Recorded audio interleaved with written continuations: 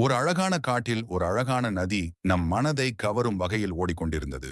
அந்த நதிக்கரையில் ஒரு கனிகள் நிறைந்த மாம்பழ மரம் இருந்தது. அதன் கிளைகளில் நெகிழ்வாக காற்றோடு ஆடிக்கொண்டிருந்த அந்த மரத்தின் மீது ஒரு கட்டை எறும்பு மெதுவாக ஊர்ந்து சென்று கொண்டிருந்தது. அந்த நேரத்தில் திடீரென்று ஒரு பலமான காற்று வீசியது. அந்த காற்றை எதிர்பாராத எறும்பு திடீரென கட்டுப்பாட்டை இழந்து கீழே ஆற்றில் விழுந்து விட்டது. தண்ணீரின் வேகத்தில் அது தத்தளித்தது. உயிருடன் இருந்து மீள முடியுமா என்று தெரியாமல் போராடிக் கொண்டிருந்தது. அந்த எறும்பின் போராட்டத்தை மேலிருந்து கவனித்த ஒரு கருணைமிக்க பறவை உடனே ஒரு இலையை கிழித்து எடுத்தது. பறந்து சென்று அந்த இலையை எறும்பு நீந்தும் வழியில் போட்டுவிட்டது. இலையை பார்த்த எறும்பு அதில் ஏறி இறுதியில் தன்னுடைய உயிரை காப்பாற்றிக் கொண்டது. மிகவும் நன்றியுடன் அந்த எறும்பு பறவையிடம் நன்றி தெரிவித்தது. காலம் கடந்தது.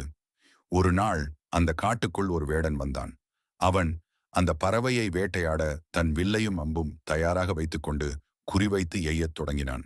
இதை கவனித்த அந்த எறும்பு தன்னுடைய உயிரை காப்பாற்றிய பறவையின் நினைவில் உடனே வேடனின் அருகே ஓடி சென்றது. அம்பு எய்யவிருந்த வேடனை கடித்துவிட்டது. திடீரென கூச்சலிட்ட வேடன் தன் கவனத்தை இழந்தான். அதன் விளைவாக அவன் எய்த்த அம்பு வழுவி மரத்தில் குத்தியது. அதுவரை கவனமில்லாமல் இருந்த பறவை அந்த சூழ்நிலையை புரிந்து கொண்டு பறந்துவிட்டது. அந்த நாள் முதல் பறவையும் எறும்பும் ஒருவருக்கொருவர் உதவிகரமாக வாழ்ந்தனர். இந்த கதையின் நெறி, நாம் செய்யும் சிறிய உதவிகளும் ஒரு நாள் பெரும் பயனாக நமக்கு திரும்பும்.